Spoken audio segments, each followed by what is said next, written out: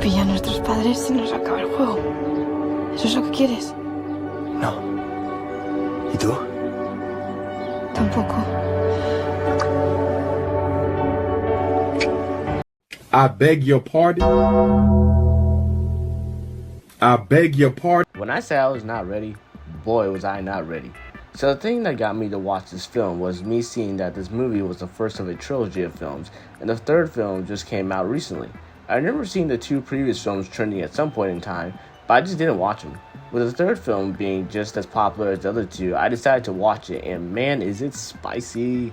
I get why people were hooked on this movie, and it has so many insane plot points, and it also is like a weird mix between a romance movie and an action movie at times. Also, it's a Spanish film, so it surprised me to see that it seems to have a lot of non-Spanish speakers that enjoyed the film also. Now, you're probably wondering, what's so crazy about this film? And buddy, you are not ready. But before we get into it, I couldn't find the English clips of this movie, so with my limited Spanish knowledge, thanks to my obsession with reggaeton and football, I'll translate any scenes that I want you guys to see. Alright, so our story takes place in the home of Real Madrid, Spain. And here we have Noah and her mother who are driving to the new house that they will be living in. Noah's mother recently got married and is making the official move to his house. Now Noah, however, is a bit reluctant since she's leaving everything she knows, like her old house, friends, boyfriend, etc. So they arrive to the house and head inside. Now when we enter, we see that her new stepfather is absolutely loaded. He's making that bank. He got 3 whole floors, a spa, and a freaking car inside his house. He got that spinning car in his house like you would see when you're walking around the mall. And I still can't get over the fact he has 3 freaking floors. Like, damn, bro, how many people are living here? There's no way you're using all those rooms. He practically lives in a hotel, except he owns it. It's crazy. So Noah gets to her room, and again, she's still in a pouty mood. She then starts complaining to her friends how bougie everything is and how it makes her want to vomit. And like, girl, seriously? She should be grateful that her mom hit the jackpot when it came to finding a good man, and the fact he happens to be mega rich is just a bonus. And she honestly sounds even more spoiled being put in one of the best situations she could possibly be in right now. She even complaining about there being no sandwiches in the fridge, and well, okay, I can get behind that one. Doesn't like a good meaty sandwich though. But behind the fridge, we meet her new stepbrother, whose name is Nick, and his dog Thor. Which is kind of funny, because these type of dogs usually have a cutesy name like Buttercup or Princess. But the dog starts barking at Noah, and her first reaction is to grab a pan to hit it. Well, that escalated quickly. I mean, the dog barking at you can be kind of annoying, don't get me wrong, but ain't that quite the jump? Nick stops her though, and she storms away from him. They then later go out to dinner first night as a family. So what we learn at this dinner is that Nick is your standard rich boy. He's, according to his dad, doesn't smoke and is a surf champion, which I guess is cool, but you can tell that Noah ain't really buying it. Noah decides to leave early though to continue with his work, and Noah is still angry and she decides to leave too. Their parents decide that they should go together though, so she ends up riding with Nick on the way home. So Nick starts driving like your average LA driver, and they start getting in an argument with each other. So Nick is all like, "Shut up, Aight. You're in my city now. I can't believe your mom puts up with you." And then she says, like, you would know what a caring mother is like. And holy shit, Noah, you didn't have to scorch him like that. Damn. That was a crazy escalation from shut up, girl. Like, wow.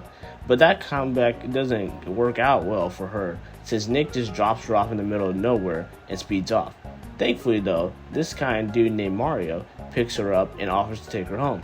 But once he realizes that she is the stepsister of Nick, he's like, no way, that's crazy. And he explains how he is on his way to a party and that Nick most likely will be there, since Nick is such a party animal apparently. So they arrive and the venue is going crazy. You got tons of people jumping in the pool, people partying and dancing, and of course a lot of freaky stuff going on. So she finally finds Nick and decks him as one would. Like, stranding someone in the middle of nowhere is already dangerous enough, but stranding a 17-year-old girl in the middle of nowhere increases that danger by 100 for her. So yeah, he's an ass for that. And then he gets up in her face and is like, if you stay out of my way, then I'll stay out of your way. Capiche? And then she calls him an asshole and sulks. But then a fine woman named Yenna comes along and helps this poor girl out. And damn, Yenna is so bad. I love her hair too. Sorry, off topic. So Jenna gives her the lowdown of who's who and everything, and then she starts smooching her boyfriend, which is kind of awkward, so Noah just leaves. So what happens afterwards is that she runs into this dude who's named Ronnie, and Ronnie starts talking to her and then gives her a drink that is obviously drugged. But Noah didn't think about that before taking a swig. Nick is able to save her from the situation though, and he drives her home so she can rest. So the next morning, Noah wakes up and is like, what the hell happened? Smugly, Nick is like, nothing happened, since for Nick, this is a win-win. His stepsis is home safe, and she can't rat him out on what he was really doing to his parents. Nick covers for her though and tells her mom that she went over at a friend's house to watch La La Land. So Nick may be an ass, but he ain't no snitch. So anyway, they start drag racing. And I'm sorry, when I first watched this movie, I was so shocked to randomly see Nick start drag racing. Like, the tonal whiplash I got from this was crazy. I went into this movie thinking it would be your average romance flick, so I was surprised when a scene like this was in the movie. So the race is about to start, and then his stepsister walks in. She is looking very beautiful, so beautiful that it trips my man's up. When the race starts, he ends up starting late. Mind you, he was kissing up on this other girl before the start of the race, and now he starts catching the feels for his stepsis. Man's a freak. I don't know what to say. So Nick is falling behind for the majority of the race, but thankfully at the last second he pulls his amazing drift move and then ends up winning the race. Everyone's cheering him on while Ronnie's sitting in the corner pissed, and Noah is cheering too, until she checks her phone and realizes that her boyfriend is cheating on her with her best friend. I'm sorry, what? Holy crap, girl got done dirty. That's absolutely vile on both of their ends, like yeesh. So she's like, nah, que cojones. And then she starts exacting her revenge by drinking and finding guys to kiss so she can get back at her boyfriend, or should I say ex-boyfriend now, while Daddy Yankee is playing in the background. Actually, pause for a second. The soundtrack for this film was pretty hot. They had some good music in this film, including some of my favorites like Daddy Yankee and Raul Alejandro, which was such a plus for me while watching. Alright, back into it though. So Noah's kissing up on this guy to try to get her revenge, and then Nick comes up to her and gets the other guy to go away. So Nick starts interrogating her like, what are you doing kissing up on these guys? And then he realizes why she's doing it, and he starts to get it. He still wants her to go home though, so there's no repeat of what happened the last time she was at a party. She refuses until he makes the offer to help her get the photo to make her ex-boyfriend jealous, which seems fine until his solution was to tongue kiss his stepsis. And like, it wasn't anything quick or simple. Nah, they were going deep into each other. Like, they were kissing how I would expect a couple going steady to be kissing. And I have to say, that is a hell of a solution to her problem. I don't know many guys' solutions to helping their stepsis out is to go tongue deep in her. Like, what is this dude's deal? Freaky as hell, bro. And here's the worst part. This is revealed later in the story, but I'm gonna get it out of the way. She's 17 and he's 22. What?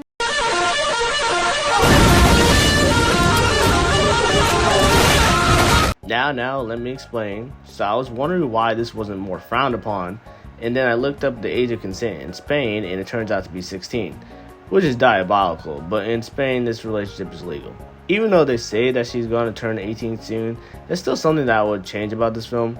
If they were going to tell a spicy romance story like this, it wouldn't have killed them to bump up her age to like 19 or 20, especially since the actors in real life are around the same age.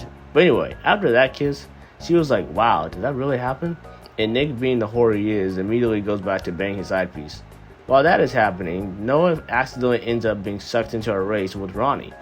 Ronnie tries to give her a 5-second head start, but she's putting on her makeup during the 5-second head start, saying she used it how she wanted to before racing, which was bad as hell. I have to respect that confidence right there. So they get to racing, and he starts trying to ram her off the road and doing other crazy stuff like that. But right when they get to the turn, she pulls this crazy move where she speeds up and then brakes, which leads her to doing this amazing drift you would see out of Cars or something. Which, like, okay, what 17-year-old can drive like that? I didn't even start driving until I was like 20. How the hell did she do that? She wins the race with that simple maneuver, and everyone starts celebrating. Ronnie is pissed off though and says a derogatory comment about Noah, which leads Nick to punch him, starting an all-out brawl. Everyone starts boxing all of a sudden. You even got Yenna throwing punches. Like, things have gotten real. Noah balls up though, however, due to her past trauma of having to live in a household where her mom was getting abused, which is a very sad thing to go through. They manage to escape though, and then you have Ronnie standing in the distance like, I'm coming for you. So a few days later, they start reflecting on the situation, and they decide to take their relationship a bit more serious, and they start making out again. And it's worse than last time, since she's actually bouncing on it this time. She's like that one Love is Blind contestant, but unlike her, she actually loves him. Justice for Patrick. So the next day, she's cleaning the car, and it turns out her ex-boyfriend reeled his ugly head back into her life again. She's distraught since 1, she doesn't want to see him again for obvious reasons, and 2, she doesn't want him to recognize Nick or he'll tell her mom that she's making out with her stepbro. So she hides Nick to the best of her ability, and Nick messes with her ex-boyfriend too from time to time. Not the revenge she wanted, but probably the revenge she needed. She receives this creepy letter that says you'll pay dearly for what you did, and then she immediately blames her ex-boyfriend for the letter, and honestly, I don't know why she thought he was behind it. Like, your boyfriend is an asshole, don't get me wrong, but he doesn't seem like the type of guy to give you death threats. Now Ronnie, however, now that's your guy. So the next day, the gang hang out again, and this time it's at an underground fight club. So do rich people just not do anything normal? Like, why can't they just go out for froyo or something? It's either drag racing or fight clubs. Money does strange things to people. But anyway, Nick likes going to the fighting club since it helps him blow off steam. But she's like, nah, I can't do this. Nick asks what's wrong, and Noah, seeing this entire ordeal as a giant red flag, she starts questioning whether she even wants that type of energy in her life. Especially since she already grew up in an abusive household, which makes perfect sense why she would be wary of getting in a relationship with anyone that showed violent tendencies, including Nick. So after she leaves, they have that classic phase where they focus on themselves, and they take a break from the relationship with each other. So Nick is chilling, and then his dad comes up to him and informs him that Noah's abusive father is out of jail and is looking for her, which is a very scary scenario for both Noah and her mom since they spent their time trying to get away from him. Nick is determined to help, so he drives over to where Noah is and picks her up. That night, though, they make a detour to the beach and do the nasty. Why do I like watching this degeneracy? I need to take a long, hard look at myself. So after that, Nick drives to the gas station to buy something. He turns around, though, to realize that Noah has been kidnapped by Ronnie. Noah wakes in a dark room, not knowing where she is, and then a figure emerges from the darkness. That figure turns out to be her father. It turns out that Ronnie and her dad knew each other from prison, so that is how this operation was able to happen. He then demands from her stepdad 1 million euros, which is like, seriously, dude? Have you seen that man's house? You might as well ask for 20 euros, because that's probably what it felt like taking that out of his bank account. That he wouldn't even felt that financially. So they are all waiting to find Noah's father, but then Nick has the realization of where her dad is hiding. Right when he drives there, though, Noah and her dad burst through the garage door, leading to this car chase. Her dad has her at gunpoint, though, to keep her driving. He also explains why he hates her and her mother so much because it kept him from his career as a race driver. And I have to say, this is one of the most pathetic reasons to act like this.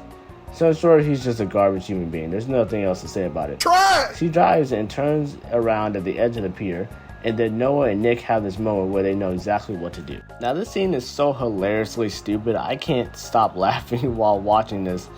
It looked like some shit they would pull in Fast and Furious, but they both speed towards each other really fast, and then they drift simultaneously. So they both end up going in reverse, so they can both duck at their heads at the right time so the officer can shoot the dad in the head.